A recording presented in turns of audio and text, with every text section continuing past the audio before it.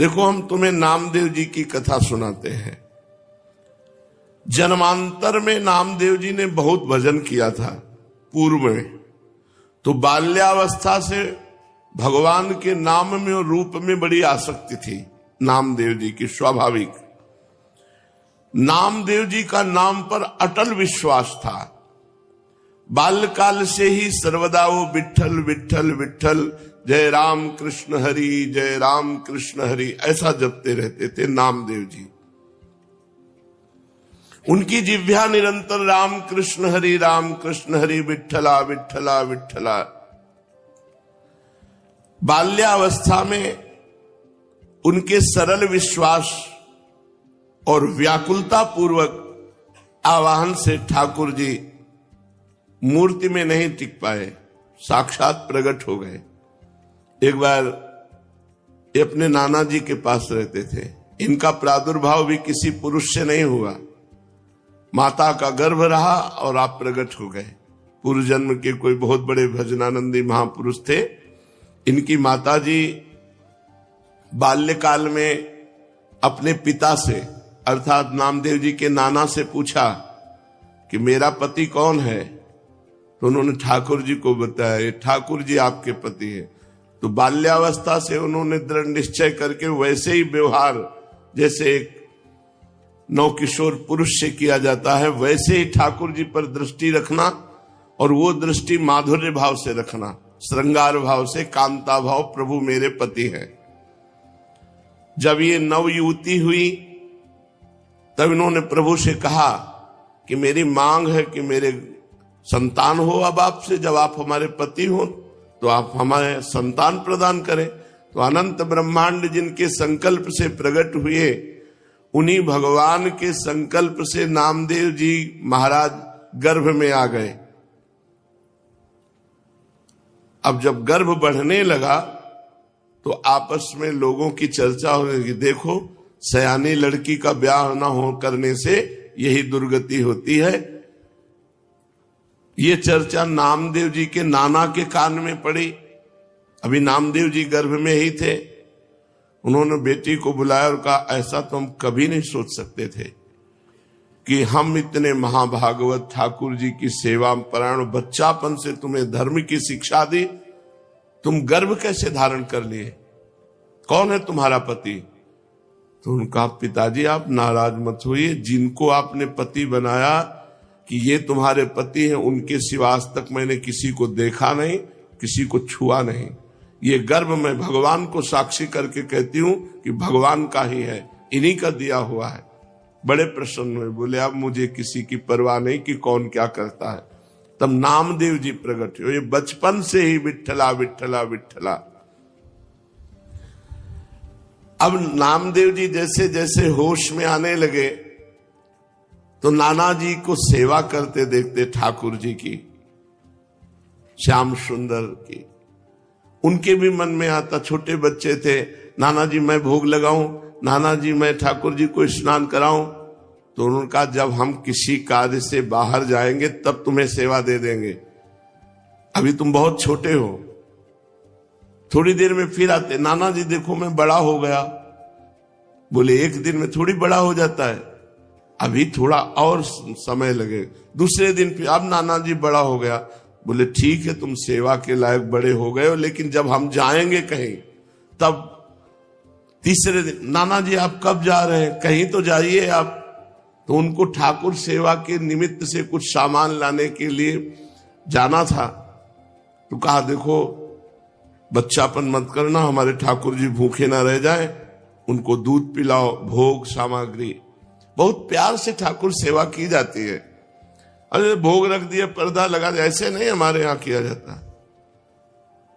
पर्दा भी लगा दिया तो पर्दा के अंदर आप बैठो, एक हाथ में पंखा हो और एक हाथ से ऐसे पवाते जा रहे हो। लाड़िले हैं, राजकुमार हैं, हमारे प्राण प्यारे हैं, अपने यहाँ ऐसे ही भोग लगाते हैं राधा पी जी को।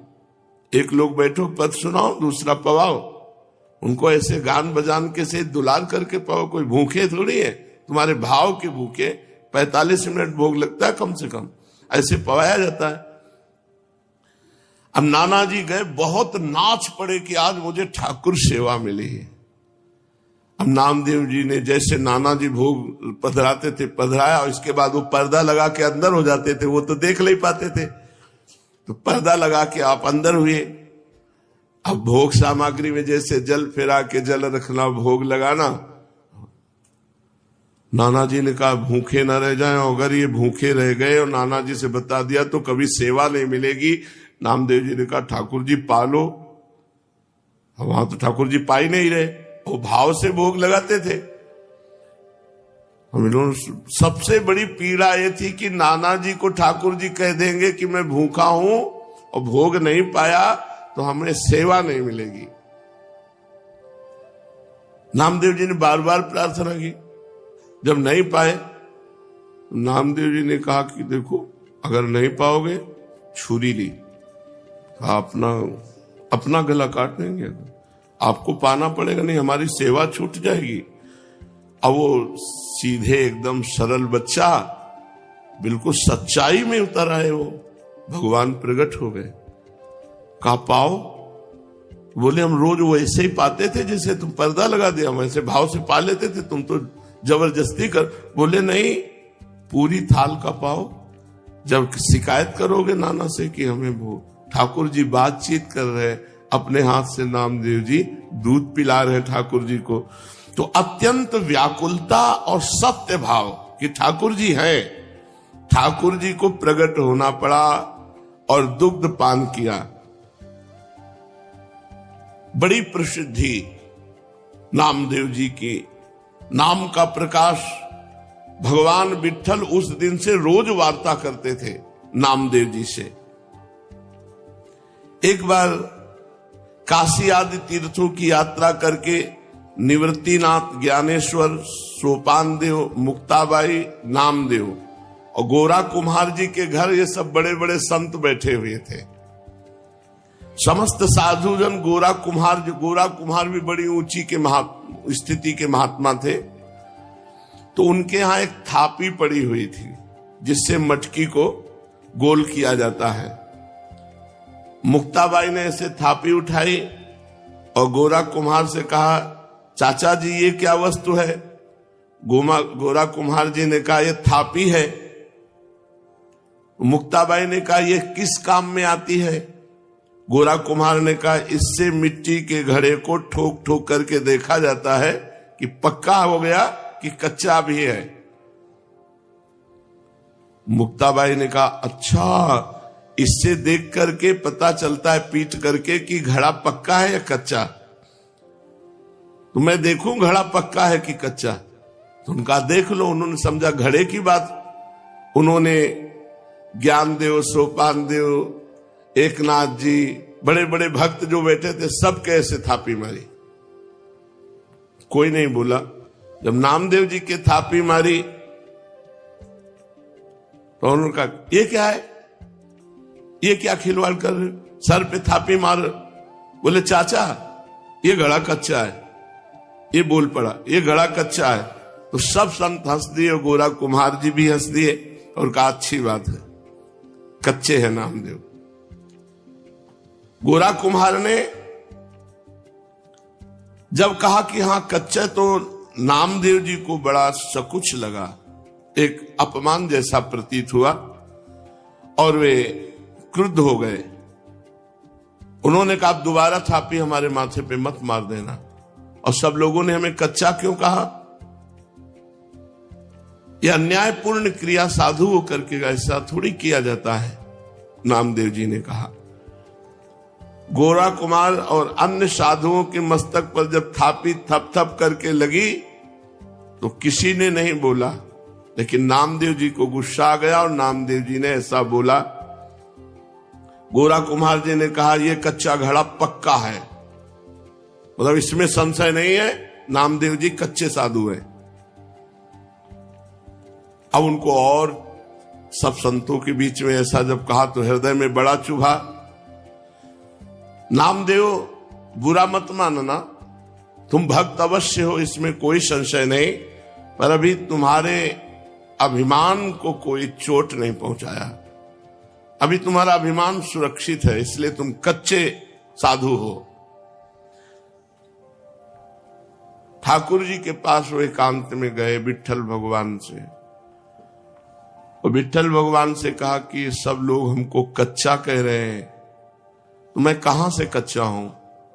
कह रहे तुम्हारे अंदर अभिमान है। हमने वहां सभा में पूछा कि तुम कैसे कह सकते हो मैं कच्चा हूं? तो हमें जब भगवान साक्षात हमसे बात करते हैं तो कच्चा कैसे? तो उन्होंने कहा तुम निगूढ़ा हो, तुमने अभी तक गुरु नहीं बनाया इसलिए तुम कच्चे हो। तो मैं आपसे ये पूछ रहा हूं कि गुरु का कार्य क्या होता है? आपसे मिला देना हो। आप रोज हमसे बात करते हो तो हमें गुरु की क्या आवश्यकता है? नामदेव जी ने कहा। नामदेव जी अत्यंत दुखी पंढरपुर भगवान श्री विट्ठल जी से ऐसी जब प्रार्थना की तब विट्ठल भगवान ने कहा कि जो संतों ने निर्णय किया वो सच्चा निर्णय किया है, तुम अभी कच्चे हो। अब तो और जलन पैदा हो गई। अभी तक तो संत कह रहे थे, अब भगवंत भी कह रहे हैं, तो प्रभु बताओ मैं पक्का कब होऊंगा? क्योंकि मैंने आपके सिवा किसी को कुछ नहीं माना, आप ही सब कुछ हमारे हो। देखो, जब तक तुम गुरु को स्वीकार नहीं करोगे तब तक तुम चाहे हमारे गले लगो, हमसे बात करो, हमारे संग खेलो, तो भी तुम कच्चे ही रहोगे। हम तुम्हारे साथ सदैव रहते हैं, किंतु इस पर भी तुम्हें किसी मनुष्य देहधारी पुरुष को गुरु रूप स्वीकार करके उसके सम्मुख साष्टांग दंडवत होकर उसकी शिक्षा ग्रहण किए बिना तुम पक्के साधु नहीं हो सकते। क्योंकि तुम्हारा अहंकार ज्यों का त्यों सुरक्षित है। जब गुरुदेव के चरणों में साष्टांग लौटोगे और उनके वचन सुनोगे तब तुम्हारा अहंकार नष्ट होगा। अतएव तुम गुरु का वरण करो। तो नामदेव जी ने कहा कि प्रभु मैं कहां गुरु खोजूं, किसको गुरु बनाऊं? तो कहा जाओ, सामने जंगल है, उसमें एक भगवान शंकर का मंदिर है, उसमें एक विशोबा खेचर नाम के महापुरुष पड़े हुए हैं, उनको गुरु रूप में वरण कर लो। वहां गए, बड़ी विचित्र दशा देखी। वो बड़े अवधूत कोटि के महापुरुष भगवान शंकर के पिंड पर जो चिन्ह है शिवलिंग, उस पे तो पैर रखे हुए हैं और डेहरी पे सर रखे हुए आराम से सो रहे हैं। नामदेव जी गए, उन्होंने कहा कि इनको क्या गुरु बनाए, ये तो साधारण वैष्णव धर्म को भी नहीं जानते हैं। शिवलिंग पर पैर रखे हैं और डेहरी पर सिर रखे हैं। कहा महात्मा शिव जी से पैर हटाइए। तो आंख खोल के देखा और कहा बेटा जहां शिव ना हो वहां पैर रख दो। इस बात को वो समझ नहीं पाए कि कण कण शिव स्वरूप है, कोई ऐसा कण नहीं जहां शिव ना हो। उन्होंने पैर पकड़ा और हटाया। जे ही हटाया तो वहां दूसरा शिवलिंग, जिधर हटाते उधर शिवलिंग, क्योंकि सिद्ध महापुरुष ओहो चरणों में गिर गए। कहा बेटा कोई कण ऐसा नहीं जहां भगवान ना हो। बस नामदेव जी के हृदय में ये बात बैठ गई, कोई कण ऐसा नहीं है जहां भगवान नहीं, सर्वत्र भगवान है। नामदेव जी को उपदेश दिया। नामदेव जी ने विशोबा जी के चरणों में आत्मसमर्पण कर दिया। नामदेव जी विट्ठल भगवान को केवल मंदिर में ही मानते थे। एक दिन एक कुत्ता वो ठाकुर जी के लिए भोग बना रहे थे, रोटी बना के ऐसे रखी, घी गरम कर रहे थे, वो रोटी लेके भागा। गुरुदेव की बात याद आई, कोई कण ऐसा नहीं जहां श्री भगवान न हो। तो कुत्ते में भी भगवान है। कटोरा घी का लेके पीछे भागे चले जा रहे, प्रभु रूखी मत खाओ, घी चुपड़ा लो। नाथ अब हमसे छुप नहीं सकते, गुरुदेव की कृपा हो गई, आप ही हो। कुत्ते में भगवान को ढूंढ लिया। भगवान विट्ठल भगवान कुत्ते से प्रकट हो गए और कहा देखा गुरु कृपा देखी, मैं ही मुक्ताबाई के हृदय में बैठकर तुम्हारे थाप मार रहा था, तो तुमने मुक्ताबाई में मुझे न देखकर मंदिर में आके शिकायत की, और आज गुरु कृपा हो गई तो कुत्ते में तुमने मेरे को पा लिया, कुत्ते में मेरा साक्षात्कार कर लिया। तो गुरु कृपा विशिष्ट है, केवल ग्रंथ से देखकर मंत्र पढ़ने से भगवत प्राप्ति नहीं होती, गुरु कृपा से होती। 6 महीने में भगवत प्राप्ति कर ली ध्रुव जी ने, क्योंकि नारद जी जैसे समर्थ गुरु द्वादशाक्षर मंत्र का उपदेश किया।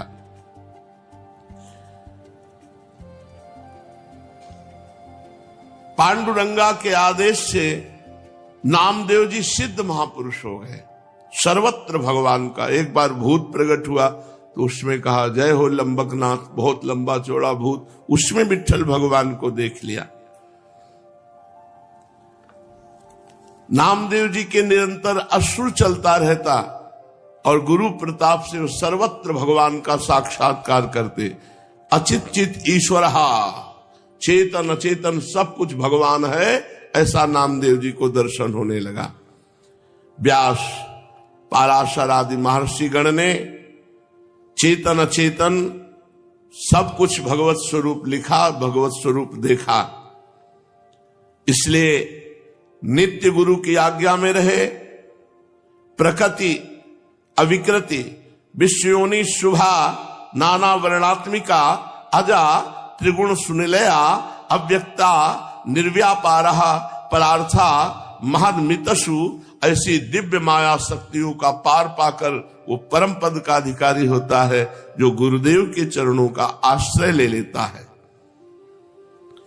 इस प्रकार चेतन अचेतन में सर्वत्र भगवत दर्शन कराने की सामर्थ्य केवल गुरुदेव में है। केवल मंत्र जपने से नहीं होगा कि तुम किसी किताब पुस्तक ग्रंथ से मंत्र ले लो और उसी से जपो और भगवान की प्राप्ति हो जाएगी। हमको ऐसे गुरु की जरूरत है जो आकार रूप धारण करके हमारे सामने हमको उपदेश करें, हमको डांटे, हमको दुलार करें, जिससे हम माया मुक्त हो जाएं। शिष्यस्य तद्दिनम देवी कोटि सूर्य ग्रहे समहा चंद्र ग्रहण कालम ही तद्दिनम वरवर्णिनी गुरोर दर्शन मात्रेण सर्व पापै प्रमुच्यते तत्क्षणात् चलापांगी दानम कुर्याद विचक्षयाः। हे महादेवी, जिस दिन गुरु दर्शन लाभ हो जाए उस दिन शिष्य को करोड़ों सूर्य ग्रहण में दान देने का फल प्राप्त हो जाता है।